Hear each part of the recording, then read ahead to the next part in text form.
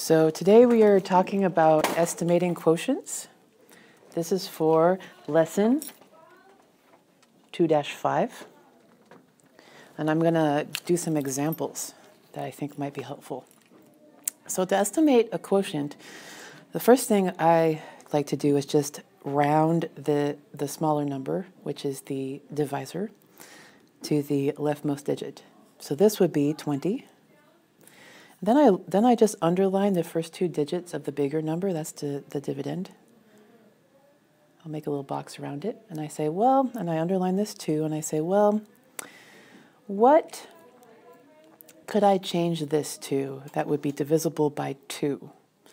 Notice I'm rounding it, I'm rounding the divisor, I'm just looking at the first digit of the divisor.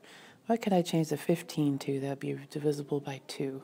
That's really close to 15. 15 is not divisible by 2. So I can either do 14 or 16.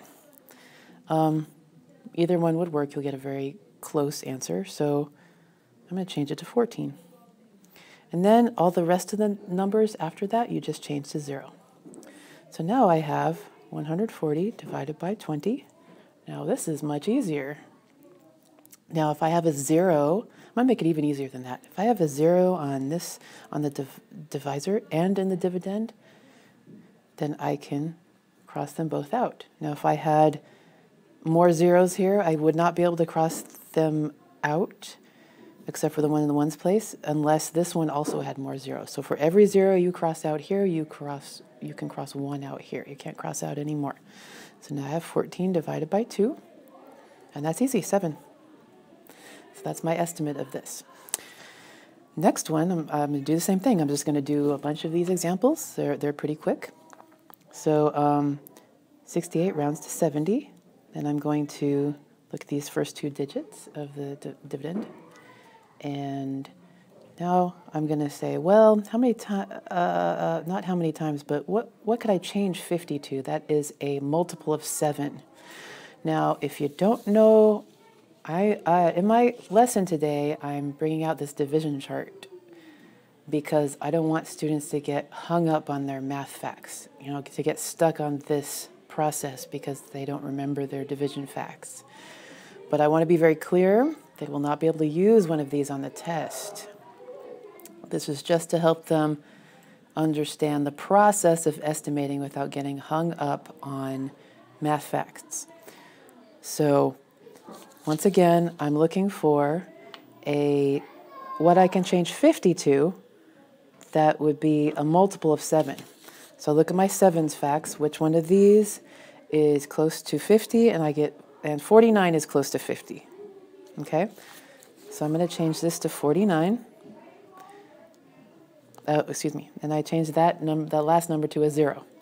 So now I have 490 divided by 70. And once again, I can cancel out these two zeros. And this becomes 49 divided by 7. And 7 goes into 49 exactly 7 times. And that's why I chose 49. Because if I know my 7's facts, I can tell just by looking at this that it's 7. So that's my estimate for this problem. And it's just a coincidence that these two are both 7, by the way. So I'm going to do number 3. I'm going to round this to 80, and I'm going to look at these two numbers here, these first two numbers. And I underline this first digit, and I say, what multiple of 8 is close to 70? Just for illustration purposes, I'm going to pull out this division table. These are my 8's facts right here. Which one of these is closest to 70? And 72 is closest to 70. So I'm going to change the 70 to a 72, and I change the other numbers to zeros. So now I have 7,200 divided by 80. I can cross out one of these zeros, and I cannot cross out this 0. There's only one 0 here. If there were 2 zeros here, I could cross out both of these, but there's only one 0 here, so I can only cross out one of them. Now I have 720 divided by 8. 8 goes into 72 9 times, and then if I have this extra 0 here, I just pop it up to the top. If a number goes in evenly to all the non-zero digits, any trailing zeros can just be pushed to the top. Okay? Two more. 33 rounds to 30. I look at these two digits here, 29. What can I change 29 to that go really well with 3? Well, that's pretty easy. I can do that with 30. 3 goes perfectly into 30, and I change this 1 to a 0. I have 300 divided by 30. I can cross out one of the zeros. Once again, I only have 1 0 here, so I can only cross out 1 0 here. 30 divided by 3. 30 goes into 3. 3 goes into 30 once, and then I can pop up this 0. Since the 3 goes in perfectly, then I can just move all the zeros up that are after that.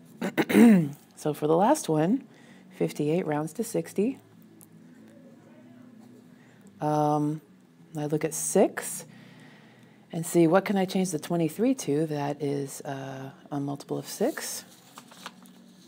Once again, I'm going to look at my dividend chart, and once again, they will not have this on the test. This is just so they don't get stuck on estimating because they don't know their math facts. But Rocket Math will help with that. So I see which one of these is closest to 23, and I see 24 is very close to 23. So I change this to 24.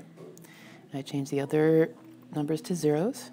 2400 divided by 60. I can cross these zeros out. It leaves me with 240 divided by 6. And 6 goes into 24 4 times, and I can pop that 0 up to the top. Okay? And that's how you estimate quotients.